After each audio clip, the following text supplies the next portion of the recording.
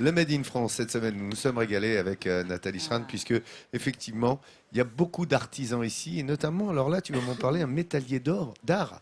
Je vais te présenter une reconversion professionnelle. Et là, vous allez me dire, comme hier, effectivement. Non, mais c'est rassurant, ça montre qu'en France, bien, quand on veut changer de voie, c'est possible. C'est possible maintenant, et oui, donc, beaucoup plus. Oui. Voilà, et aujourd'hui, je vais vous présenter Eric Faure. Donc, il était designer industriel dans l'univers du métal. Et à l'orée de la quarantaine, eh bien, il a voulu être métallier d'art. Donc, son passé de designer l'a aidé à créer ses propres œuvres. Il a deux spécialités, le mobilier contemporain et les sculptures en métal. Et il sévit à Voiron, qui est situé à 40 km de Villars. C'est parti. À quelques encablures de Villars-de-Lans, dans la commune de Voiron, Eric Faure réalise des créations contemporaines en métal en utilisant le savoir-faire de son ancien métier dans le secteur industriel.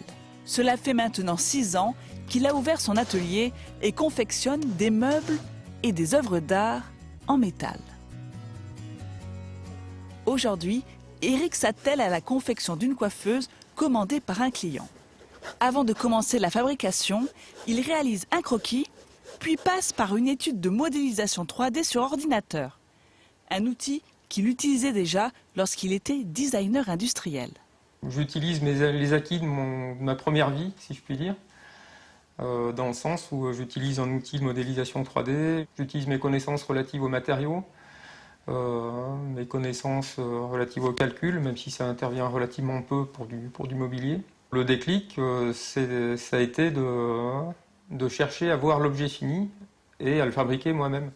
Eric peut maintenant passer à la conception de son meuble. Il commence par choisir la tôle qu'il va utiliser en sélectionnant la zone qu'il souhaite exploiter.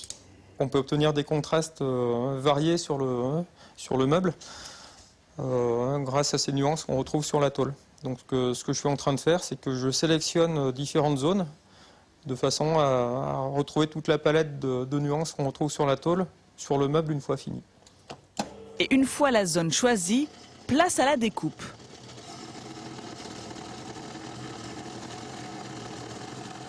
Eric doit être très minutieux pour la soudure des plaques, car cette partie sera un des pieds de notre coiffeuse. L'opération, c'est de faire fondre le métal de base. Et ensuite, une fois qu'il a commencé à fondre, une fois qu'on a ce qu'on appelle un bain, on peut apporter du métal d'apport. À cause de la chaleur liée à la soudure, les plaques sont légèrement déformées. Eric doit alors les redresser afin d'obtenir un rendu impeccable. Voilà, ça y est, elles sont redressées. Certaines parties de la coiffeuse doivent être pliées. Pour cela, Eric torture la matière afin d'obtenir la forme ou l'angle souhaité. Très basiquement, on a un V en bas et ce qu'on appelle un couteau en haut. Sur cette machine en particulier, le V va remonter et venir pincer la tôle, donc entre le V et le couteau, et donc la tôle va prendre la forme du V. Cette pièce passe ensuite au polissage. Le but de cette étape est d'obtenir un effet miroir. Voilà, ça y est, on se voit dedans, donc l'opération est réussie. Reste à continuer sur le reste de la pièce. Notre métallier d'art passe ensuite à la décoration du meuble. Il doit créer des fleurs découpées dans la tôle et pour cela, il se sert d'une machine à commande numérique. Là, j'utilise les dessins que j'ai créés sur l'ordinateur en avance de phase. Le profil des pétales, en l'occurrence, je l'ai tracé en CAO. J'ai fait un modèle 3D. Je récupère le contour de ces pièces. Je l'injecte sur cet ordinateur-là, sur cette machine, et je programme le contour de découpe. Voilà. Bonne fête, maman.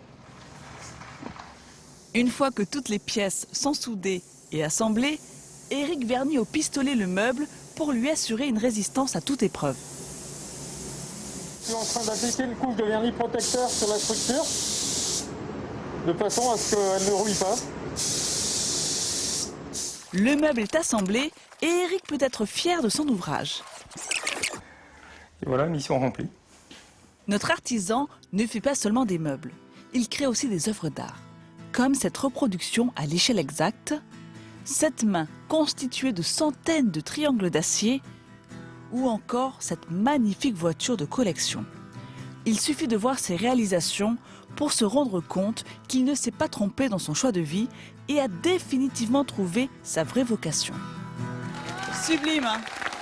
Ah, là encore, une belle reconversion. Hein. Non mais attends, mais tu nous montres des gens de magnifique. talent. Mais oui. Ah non, moi je suis impressionnée.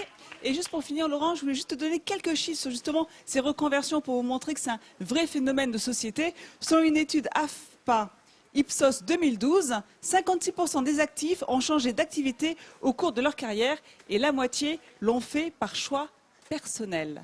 Je suis bien placée pour dire que oui. C'est bien C'est de un changer exemple. Bah oui. Moi aussi, Exactement. j'ai fait une reconversion C'est ça, ouais, avec vous les absolument. amis.